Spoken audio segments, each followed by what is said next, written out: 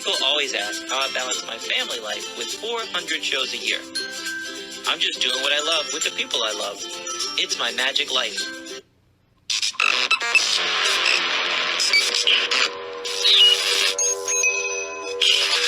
I like Wes Iseli. I like everything about him. All right, guys, we are back. And this week we have a motivational speaker, someone I met in one of my podcast groups that says, hey, pick me. I'd like to be on your podcast. And I said, well, send me your one sheet. Let me see. Then I watched a video, and the video says that he has cerebral palsy, and that here's some questions that laymen ask me. They ask me questions like, I don't know, can you have sex? Come over to my house and I'll show you. And that sealed the deal right there. That's what made him say yes. Just because you had that personality and that you could joke around about it like that, I'm like, yes, let's have this dude on. Everybody, it's Thomas Moon. What's up, buddy? How are you? Hey, I'm good. How are you? I'm doing great, man. So, I didn't mean to mess up your joke. I hope I didn't step on your punchline, but that was so endearing, and you were laughing right after you said it. It was just so funny and so great. I told you before we get started, if I ask you a question that seems rude or something, I'm ignorant, and it's out of love. I'm not being rude, I promise. So, is cerebral palsy something that develops over time, or something you're born with? How does that work, both? For me, it was something I was born with, and some people, it gets worse over time if you don't keep up with it. But I've been trying to take exercise, go to the gym, just keep it when my strength is kept up to where I can do things. So, cerebral palsy attacks your muscles all over? Is that what it is? Yeah, what it is, it's like a connection between your brain and the muscles. Something in there it's like, I guess the connection is not there. So it's not, some people it affects worse than others, but me, I looked up. Me, it's mostly my muscles. Some people, they have like their thinking and everything isn't like fully like everyone else, but you know me, I looked out. My thing is mainly the muscles. So is it, I didn't do any research about your disease. I did research about you, but now I'm all questions about your disease. It's not something that happened during childbirth. Is it genetic? How does it? That's a good. See, if you don't even know, it's not a bad question. All right, I'm good. That's a good question. I think some people it may be like a birth defect thing, but I don't think it's a genetic thing. But Okay. I'm not 100% sure on all that. All right. So on your bio, you had something about, you've had to overcome diversity your whole life, and people telling you can't do it. I'm in the world of magic. I love Penn and Teller. One of Penn Jillette's things that any kid used to come up to him and ask him, can I show you a trick? What do you think? Did you like it? Did you like it? And I don't know if he does this nowadays, but I get why he did it. Yeah. But he would say, I hated it. Well, no matter what it was, he would say he hated it.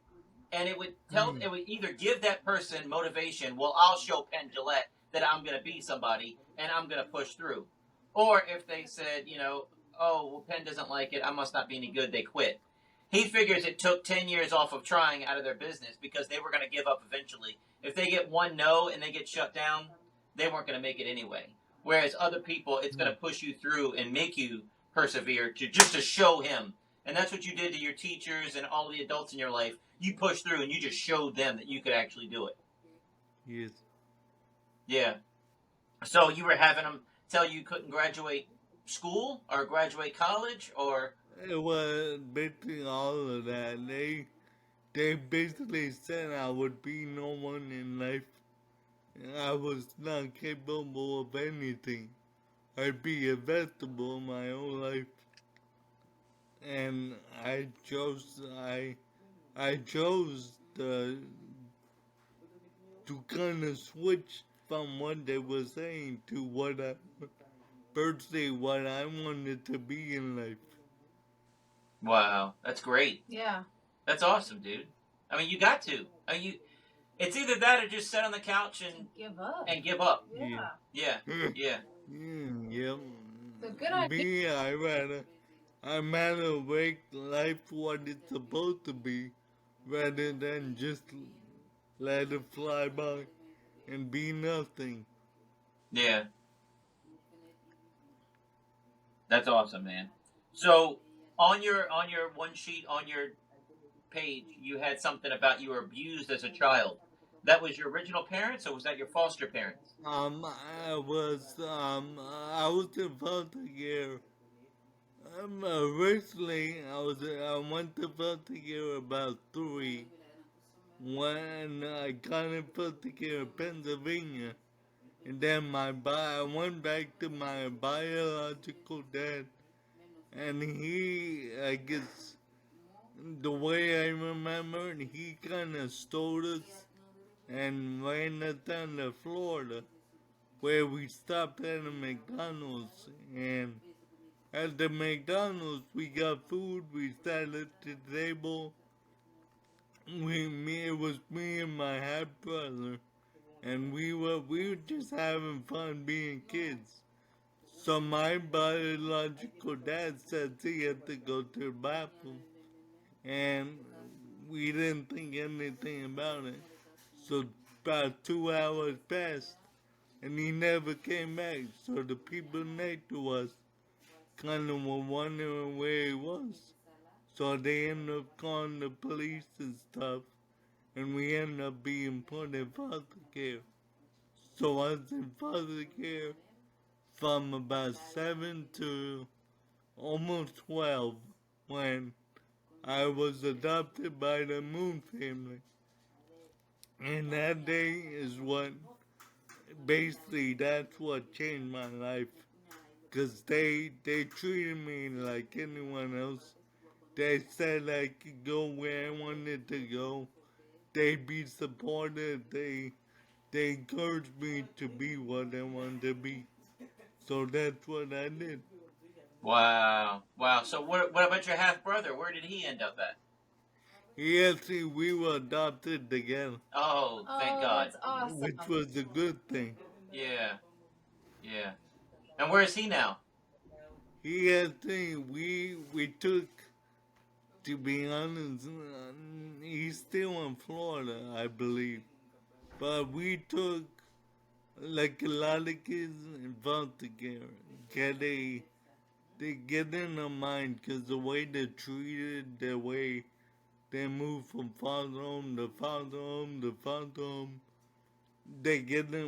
most foster kids get in the mind that the world is out to get them. So my brother took that approach. So after adoption, he still thinks the world's like out to get him. So we took different paths. Yeah. I chose to look at the brighter future. He chose just to keep what they were saying, and that's what he chose. So, what about your biological family? Have you ever seen them since you were? Actually, I think I never knew. We never knew. We had the same mom, different dads. We never knew our mom because she, I think, left when we were like 1 or 2. Wow. My biological dad, I think we've seen him maybe a few times throughout foster care.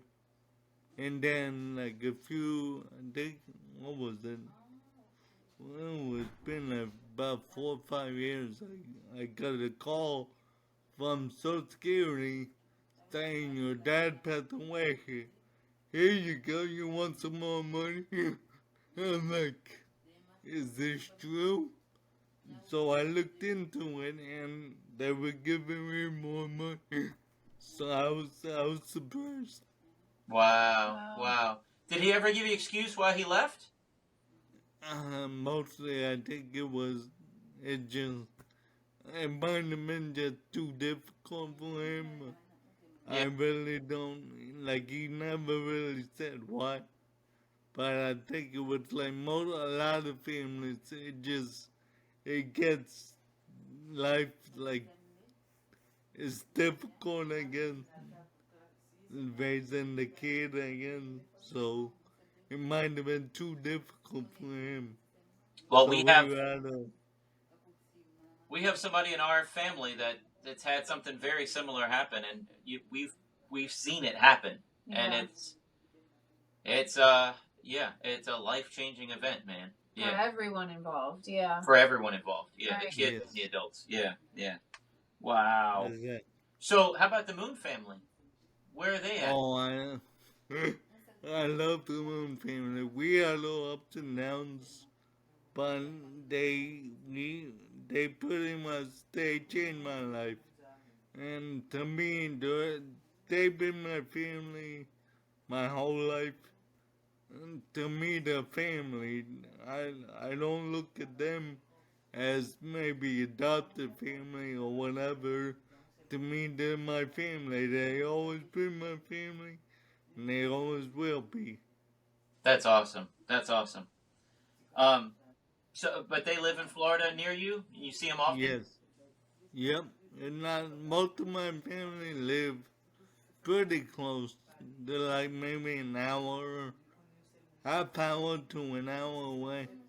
Now, did they have kids of their own before they adopted you and your brother? Yes, they had I think one boy and one girl. Wow. Wow. God bless them. And they were older, so I'm actually the youngest of all of them. Okay. Oh, okay. Wow. That's awesome, man. So, what made you want to get into the line of speaking?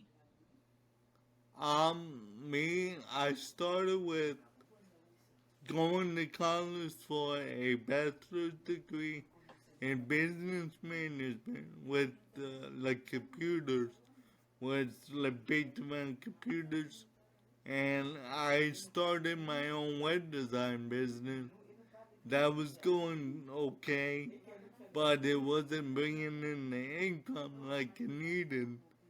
So I decided to take a step back and look at my passion, the reason for being in this world. And a lot of people, they love my story. They said they love the way I speak. And just they wanted me to share my story more. So I figured why not be a motivational speaker, write a book, and just let people know that there's more to life than what it may seem. That's awesome, man. So, your book, let's talk about that while we're here. The Squeaky Wheelchair. When did you write that? Actually, I think I wrote that in 2012. Okay, all right. That was my first one. I'm working on another one, but I'm not sure, like, it's in the thought process. I still haven't decided what it exactly be about, but I'm hoping to come out maybe in a year or so. Awesome, man. Just come out with a new one. Well, you have all these different speaking topics, so you've done a lot of public speaking. So, as a magician, as an entertainer, people need to be able to hear you. So, as part of your what is it? Cerebral palsy, the muscles in your lungs. Do you try to work on that? Do you sing in the shower extra loud to work on those muscles? How does that work? I been singing in the shower, but I'm horrible. But that's a muscle you have to work as well, right? Isn't that like your other muscles that are deteriorating? Yeah. You have to work on that muscle, correct? Yeah. See, I used to the way, cause being a foster care, I was basically shy, just couldn't like speak to people, so that kind of led into my teens and stuff, where I just, I had to get to know someone really well before I spoke to them. I would only shake my head yes or no. That's all I could do. So over the years, I had to go to speech therapy and just learn all this stuff. But I think it got better, and now it can shut me up. You can't shut him up. I love it. Well, we know you've been talking nonstop for 15 minutes. So what do you got, Nat? You got something for him? Okay. So how do you? Here's one of your speaking topics. Let me ask you about that. How do you become a self-advocate? How do you become an advocate for yourself? What do you tell people in that speech? Basically, what I put to myself, I get myself in the world, just showing who I am as a person. I'm not my wheelchair. I'm not my disability. I'm me. So I show people that I'm Thomas Spoon. I'm who I am. So when you look at me. Don't look at my wheelchair. Don't look at, what the situation in my life. Look at the person. So I get out there. I do things like just everyday things. Go bowling. Go to the movies. Do fun things. Get out there, do speaking. Go to different events.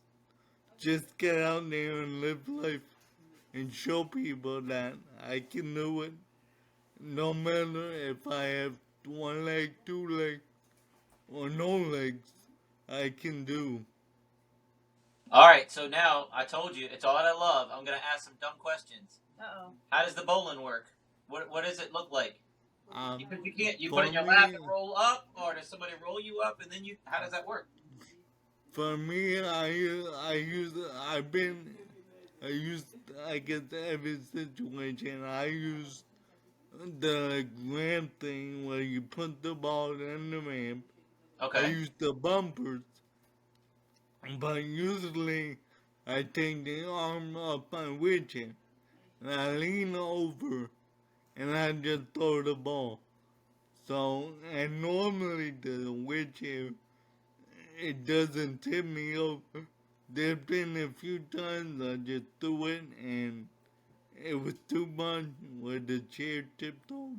Oh no. But that normally don't happen.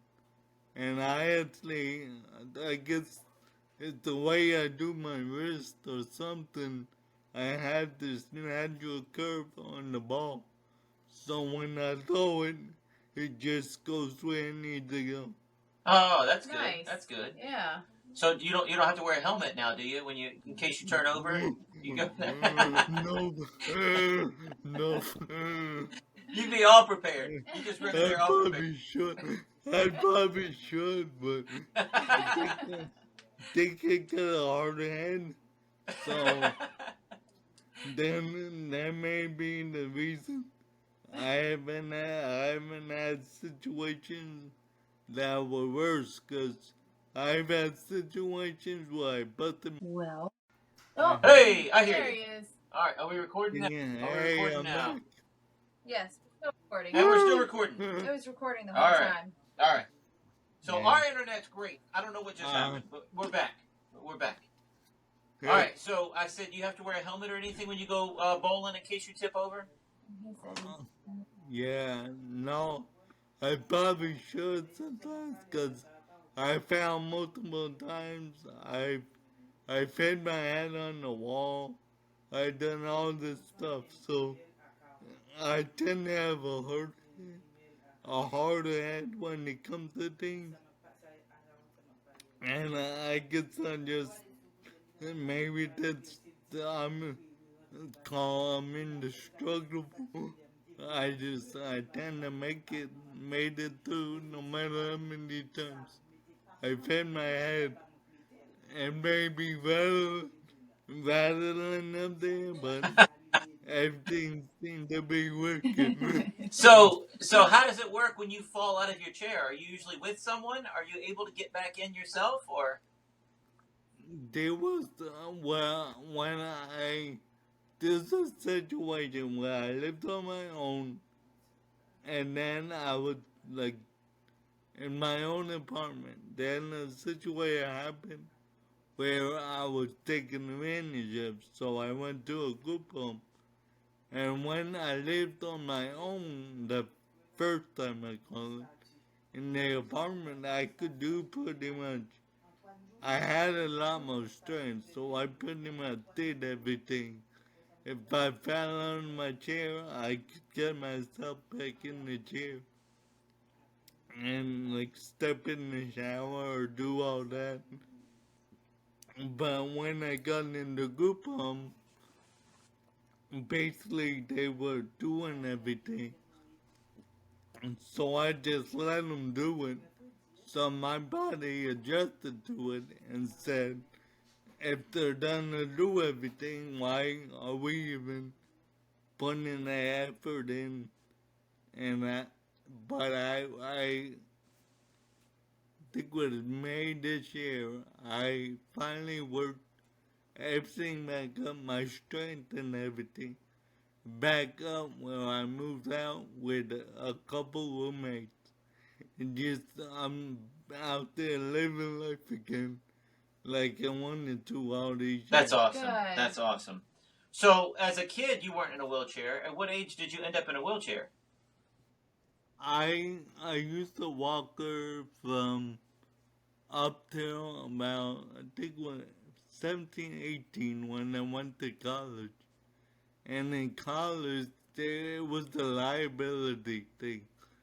They didn't want me falling and all this stuff. So they pretty much said I had to use a wheelchair. So when I got in the wheelchair, I basically, it took over my life. And I stopped exercising, just doing things. So I kind of more confined myself to the wheelchair. But I still keep up with doing exercises, going to physical therapy, and my goal is for short distance type things, to use a walker. If it's around a house or just simple going somewhere that's not long distance, just to use the walker. That way, I'm putting the strength, the pressure to my legs, and all the pressure is in on my butt. There you go. Awesome, man. Awesome.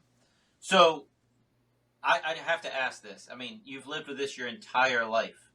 What have you done to use the disability to your advantage? Picking up girls, get a extra large fries at McDonald's. There's been something you've done to get it. Come on, you have a good story. He's thinking. There's so many. so many things. Just the times I thought of doing things just to get away with it. But I think the way I am, I may think about it, but I don't do it. Okay. Like, just to like slap someone and just blame it on my disability. Say, hey, my arm was messing up. So That's funny, man. That would be great. Or, you fall over bowling and you're like, game's on me, fellas. Watch this. You just pay for everybody's round. Yeah. Hey, That's yep, and hey, maybe did the lady close. So I fell out this here just to get a sympathy. There you no. go. All right, so you got all these other speaking things. I don't know if we're going to get to all this, man, because you have so many different topics that you speak on. Employment inclusion. Are you saying that everyone should have a handicapped person on the payroll? What is handicap inclusion? Or just make it...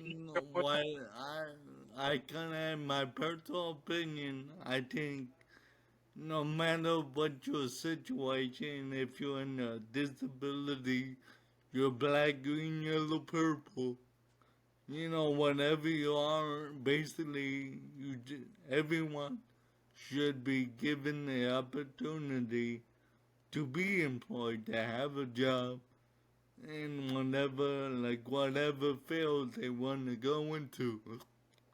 Maybe working at Walmart, doing labor stuff, or whatever the job is, they should just be given the opportunity, not just looked at, hey, he's in the wheelchair, what's he able to do? And just pass him up just because of that. Right. Well, there's also people like me that I don't know what you can do, and they're afraid to ask that question, and it's just easier to hire the next person. I can see that side of it too. Not that that's right, but I can see that. Worried about offending, maybe. Right. Asking. That's why I told you before we started. Yeah. I might ask some dumb questions, but it's out of love, man. I promise. I promise. I can every day I see people, I get it all the time, where if I go to the grocery store, kids wanna ask their parents, why is he in the wheelchair? Or they're asking all these questions, and they get angry at the kid and don't say that, you shouldn't be saying that, blah blah blah. And I know they're kind of scared, but me personally, I know the kid's curious, and I'd rather someone rather. So anyway, we were talking. What is going on? What are you doing over there? It's his girlfriend's texting him. That's what it is. Tell him you're working. There we go. Now we can see you. Can you hear us? Yeah. Okay. All right. Cool.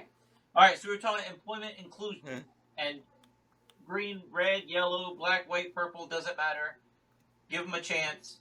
Don't let the wheelchair hold you back. Yeah. Right. Right? So, yes. Your internet went out. I think your girlfriends are texting you, and it's messing up the podcast. I don't know. But I can edit this out. I promise. I can fix that. But my wife says, his laugh. Yeah. It sounds like somebody familiar. I've heard his laugh before, on a movie. And I was like, oh, it's an Eddie Murphy. You sound like Eddie Murphy when you laugh. It's an Eddie Murphy laugh. That's what everyone says that. Yeah. They said I sound like Eddie Murphy. There you go. I don't know why, but it's the laugh. I don't hear it myself, but maybe other people hear it. Yeah. So. That's awesome. It's That's 100% the laugh. It's all right. Great. I love it.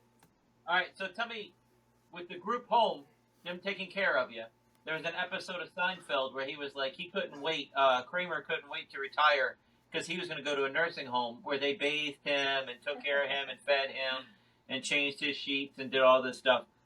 Was it that awesome or was it not that awesome? I mean, you'd rather be independent. It was kind of in between.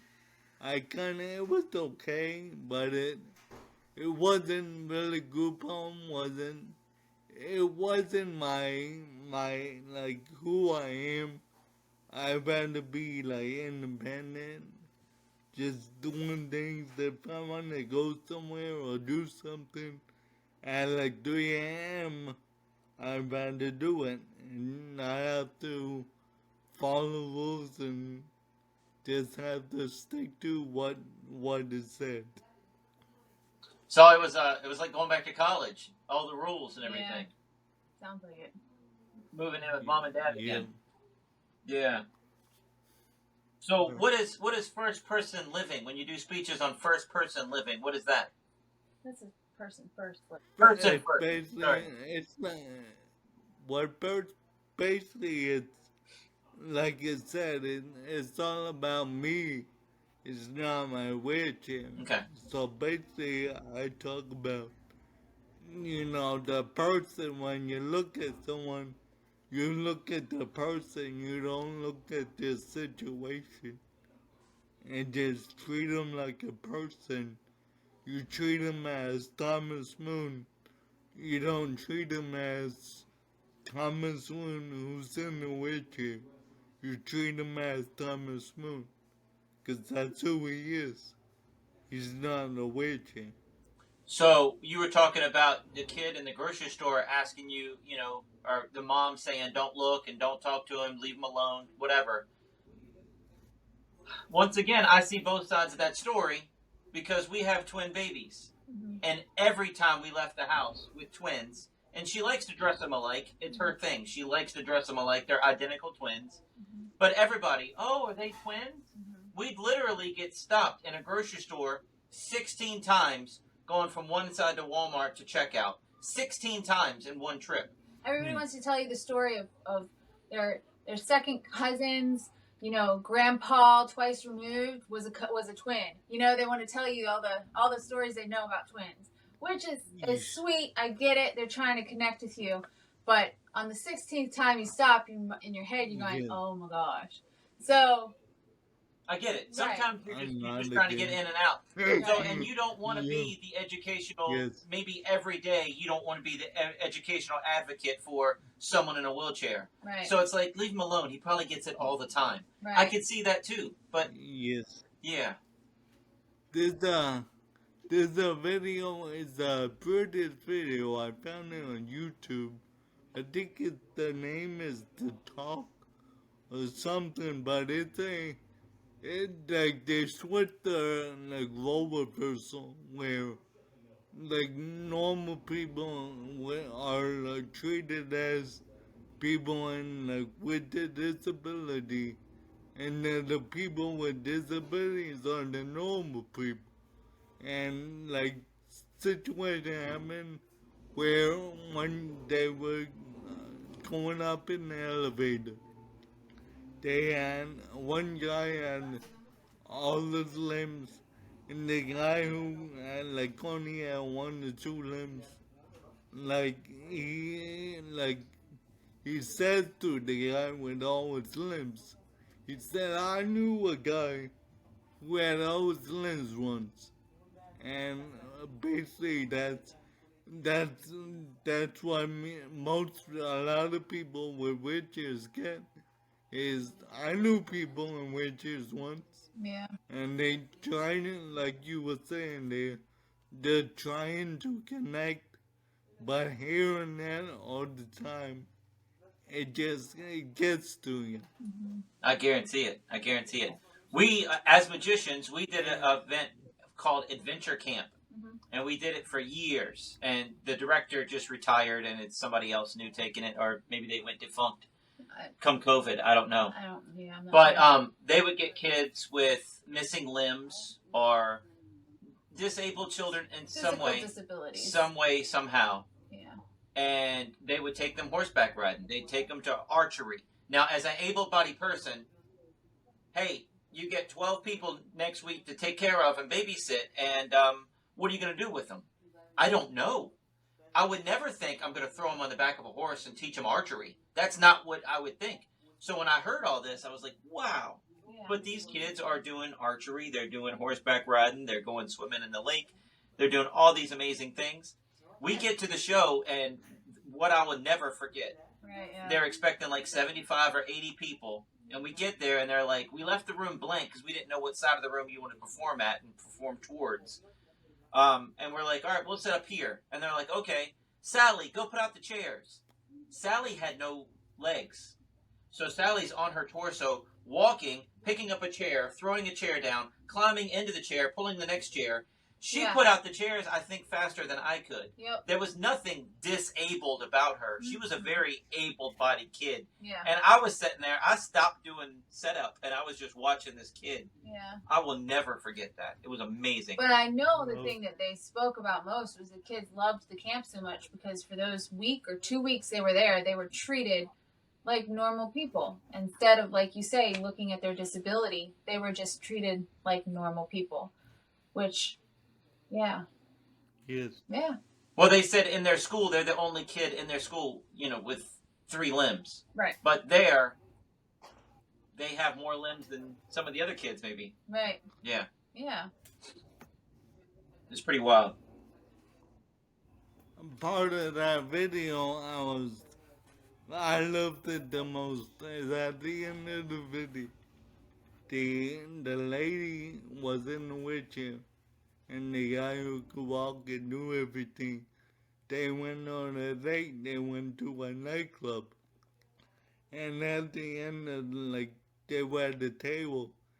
So the lady in the wheelchair like leans over to the guy and says, "It's a weird question, but can you guys have sex?" Mm. And that just shows basically like you were saying. I get it all the time. Like one of the people in the wheelchairs a lot of times they'll ask, "Are you able to have sex?" So I use it, like you were saying, I use it as a joke, but I use it as just to show people that, like, you can do anything you set your mind to. But I tell people, hey, if they want to really, like, they don't know, and they really want to find out, they just come over, and I'll show them. And that's Thomas Moon at, what is it? ThomasMoon.com? I missed the website. What's the website? DisabilitySpeaker.org. There you go. There you go. Yes. Look him up, guys. Yes. Mm-hmm. This is his dating app. It's a 1-hour episode for his dating app. Come on over. There you go. Let's see. So, surviving foster care, we talked about that. But what about like overcoming life obstacles? Boy, you could do that talk in any field, not just disability. People Oh, yes. how much does it bother you when you hear able-bodied people complain about teeny little things where, Oh, it gets to me every day. I see people just complaining about the simplest, most stupidest thing. And I'm like sitting in my wheelchair, like, if you knew what I had to go through and where like I am today, like it would be like your situation would be nothing. If you knew, like, you wouldn't be complaining if you knew what I went through. And maybe that's what people need sometimes. They need to be in your shoes just to know that situation. Well, Thomas, I tell you, I got a pulled muscle on my shoulder, and I took like a month and a half off from the gym, and I was like, I just can't. I'm hurting. It hurts. I was being a baby. I did 5 days last week. Took the weekend off. Monday, I'm just too tired. I can't go to the gym. I'm such a wimp. This is ridiculous. I need to be more like you. You got all this stuff going, and you're still going to the gym, and you're like still smiling, still got the Eddie Murphy laugh going on. Yeah. You're still a ball of energy, and God bless you, man. That's awesome. I guarantee he's in the gym this afternoon. I will be in the gym tonight in your honor, sir. I promise. Sweet. Nice. See? Didn't have him for a motivational speaker. There you He go. motivated you anyway. There you go. It's Yeah. a motivational. Now I got to feed my feet. Don't say that, honey. So what else? What do you have any big plans for the holidays? I pretty much like a different Thanksgiving. We are having a couple friends come over, just do simple things. We have something to eat, just living the day, talking, just having fun and living the day. Yeah. So as far And as I haven't had. go ahead. Go ahead. As far as hobbies, what other hobbies are you into besides building websites and public speaking? That's work. What hobbies? And bowling. You love bowling. I go basically. I do whatever. I like to live life, so if it be outdoor things or just trying something new or going to the movies or just whatever it is, going to the mall, whatever it is, I'd rather at least try it once just to say I had the experience rather than like you were saying, sitting on your bed, sitting at home, just letting the day pass by. Well, I was going to ask you, and I'm being ignorant, I know, but I'm thinking, what can I offer you as a hobby? Fishing would be good for you, but you're in Florida. You might catch an alligator. Is fishing Oh even gosh. a thing in Florida? Does anybody? You cannot outrun an alligator. I can't run an alligator. He might be faster than you. He's got a wheelchair. Is it electric? I don't know. He needs a Tesla one. That'd be 0 to 60. That'd be awesome. I love fishing though. Do you? Yeah. Yeah. Fishing up. There was a time we went up to Chesapeake Bay. We went on a charter boat where they took us like into more of a deep sea fishing situation, and most of the people on the boat were doing it for a reason, like they were keeping the fish. But me, my dad, and grandpa were just having fun. We caught the fish, we throw it back.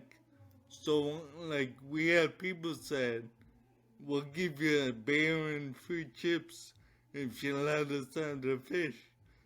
We didn't care about the bear or anything, but, you know, it was good for the author. We said, if you want the fish, here you go. But that day, I think on that day, I caught the biggest fish of everyone that day. That's awesome. Nice. What kind was it? Do you know? I think it was a red snapper, but I'm not sure. Wow. Wow. Well, Chesapeake Bay Okay. is in our area. Were you off Virginia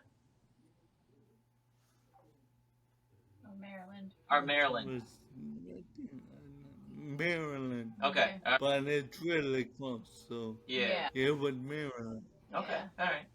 Can you go fishing in Florida? Is that even a thing? There you can. You just have to find the right spots. Yeah, you can. Hey. You could. I think I'd be scared. Yeah. Yeah, I don't know, man. Golly. All right, so I just found out today that you're also a blogger. You have the book, Squeaky Wheelchair, which is available on Amazon. And tell me about your video blogs that you do. I do every day. I do like different topics, disability or just life in general. I try and choose a topic once or twice a week and just kind of let people know that, hey, you know, I'm doing it, and try and give people, hey, I did it, so you have no excuse. Then I give people like ways that they can do it themselves, no matter what,